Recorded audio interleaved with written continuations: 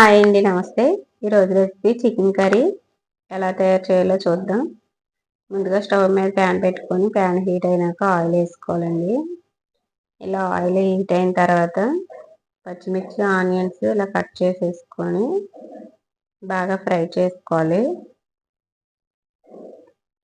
Onions త్వరగా fry అవ్వడానికి ఇలా ఒకసారి 2 మినిట్స్ పాటు మూత పెట్టుకుంటే మనకి త్వరగా ఫ్రై అయిపోతాయండి ఆనియన్స్.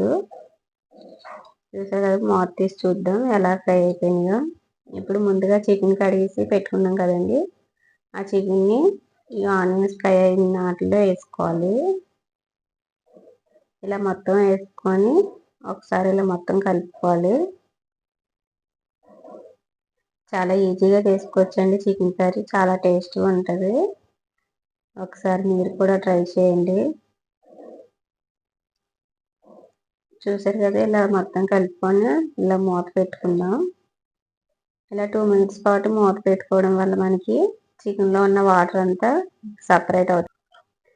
చూసారు కదా, ఇలా మూత పెట్టుకొని 2 మినిట్స్ బాగా మగ్గించాలి. ఇప్పుడు ఇలా మూత తీసుకొని ఇలా మొత్తం సారి కలుపుకొని కొంచెం సాల్ట్ వేసుకోవాలండి. ఇలా 1 teaspoon salt, 1/2 teaspoon పసుపు వేసుకున్నాను. ఇలా పసుపు సాల్ట్ వేసుకొని ఇలా మొత్తం ఒకసారి బాగా కలపాలి. ఇవి వేసుకోవడం వల్ల మనకి చికెన్లో ఉన్న వాటర్ అంతా సపరేట్ అయిపోయి చికెన్ అనేది పచ్చి వాసన అనేది రాకుండా ఉంటుంది. బాగా ఫ్రై అవుతుందండి ఇలా మూత పెట్టుకుంటే. చూసారా, ఇలా మూత పెట్టుకొని మధ్య మధ్యలో ఇలా కలుపుతూ ఉండాలి. ఆ చికెన్ అనేది మొత్తం బాగా ఫ్రై అయ్యి పచ్చి వాసన అనేది పోతుంది. చాలా టేస్ట్గా ఉంటుందండి ఇలా మూత పెట్టి మగ్గించడం వల్ల. చూసారు కదా, చికెన్లో వాటర్ అంతా ఎలా సపరేట్ అవుతుందో. ఈ వాటర్ బాగా అయిపోయే వరకు ఇలా బాగా మూత పెట్టుకుంటూ మధ్య మధ్యలో ఇలా కలుపుతూ ఉండాలి. ఇలా బాగా ఫ్రై చేసుకుంటే చికెన్ అనేది మనకి చాలా టేస్టీగా వస్తుందండి. మూత పెట్టుకోవడం వల్ల చాలా పచ్చి వాసన అనేది పోయి మంచిగా చికెన్ కర్రీ అనేది టేస్టీగా ఉంటుంది. చూసారు కదా, ఇలా బాగా వాటర్ అంతా అయిపోతుంది. మళ్ళీ ఒకసారి ఇలాగా మూత పెట్టుకొని బాగా ఫ్రై చేసుకోవాలి. ఇలా బాగా ఫ్రై చేసుకుంటే మనకి చికెన్ అంతా బాగా ఫ్రై అవుతుందండి. వాటర్ అంతా సపరేట్ అయిపోయి. చూసారు కదా, ఇలా వాటర్ అంతా సపరేట్ అయిపోయింది. ఇప్పుడు మనం ముందుగా మసాలా పేస్ట్ తయారు చేసుకున్నాం కదా, పేస్ట్ వేసుకుందాం.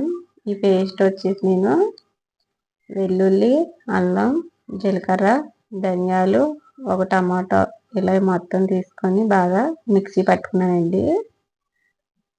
వీడియో మిస్ అయిపోయిందండి, చూసుకోలేదు అప్పుడు. ఇలా మొత్తం పేస్ట్ చేసుకొని ఇలా చికెన్ కర్రీలు వేసుకుంటే చాలా టేస్టీగా ఉంటుందండి. మసాలా కూడా ఎక్కువ వేయని అవసరం లేదు. చూసారు కదా, ఇలా బాగా ఫ్రై చేసుకోవాలి. ఇలా మసాలా పేస్ట్ని కూడా బాగా ఫ్రై చేసుకుంటే మనకి చాలా టేస్టీగా వస్తుందండి. గ్రేవీలో రెడీ అయిపోద్ది, చాలా టేస్టీగా ఉంటుందండి. చూసారు కదా, ఎలా బాగా ఫ్రై అవుతుందో చికెన్. మసాలా ఇవన్నీ బాగా ఫ్రై అవుతున్నాయి. ఇప్పుడు 1/4 టీ స్పూన్ గరం మసాలా పొడి వేసుకున్నానండి. చాలా తక్కువ వేసుకున్నానండి గరం మసాలా పొడి. ఇలా మొత్తం ఒకసారి కలుపుకోవాలి. ఇలా కలుపుకున్న తర్వాత ఇప్పుడు తగినంత కారం వేసుకున్నానండి. చికెన్ కర్రీ అంటే కారం ఎక్కువ వేసుకోవాలి కదండి, కొంచెం కారం ఎక్కువగానే వేసుకున్నాను. ఇప్పుడు రుచికి సరిపడినంత సాల్ట్ వేసుకున్నాండి.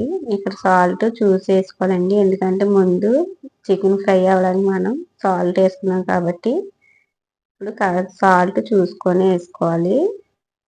ఇలా కారం సాల్ట్ వేసుకున్న తర్వాత ఇలా మొత్తం ఒకసారి కలిపేసుకోవాలండి, బాగా ఫ్రై చేసుకోవాలి. ఇలా 2 మినిట్స్ ఫ్రై చేసుకున్న తర్వాత తగిన నీళ్ళు పోసుకొని కాసేపు ఇలా కొంచెం బాగా వాటర్ వేసుకోవాలి, మరి ఎక్కువ కాదు. ఇలా కొంచెం వాటర్ వేసుకున్న తర్వాత ఇలా మొత్తం కలిపించుకొని మూత పెట్టుకొని ఒక 5 to 6 మినిట్స్ ఇలా బాగా ఉడకనివ్వాలి. 5 to 6 మినిట్స్ ఉడికితే సరిపోద్దండి. ఎందుకంటే ముందుగా మనం బాగా ఫ్రై చేసుకున్నాం కదా చికెన్ అనేది, ఎక్కువ ఉడకనవసరం లేదు. ఇలా మూత మధ్య మధ్యలో తీసుకుంటూ కలుపుకుంటే సరిపోద్ది. ఇలా కలిపేసుకొని మళ్ళీ మూత పెట్టుకోవాలండి. చాలా ఈజీగా టేస్టీగా ఉంటుందండి. ఎవరైనా ఈజీగా చేసుకోవచ్చు. ఎక్కువ శ్రమ పడకుండా చాలా టేస్టీగా తయారు చేసుకోవచ్చు చికెన్ కర్రీ అనేది. ఇలా మూత పెట్టుకొని మధ్య మధ్యలో కలుపుతూ ఉండాలి. చాలా ఈజీగా టేస్టీగా తయారైపోద్దండి చికెన్ కర్రీ. చాలా టేస్టీగా ఉంటుంది. చూసారు కదండి ఎలా దగ్గరికి అయిపోయిందో కర్రీ అనేది.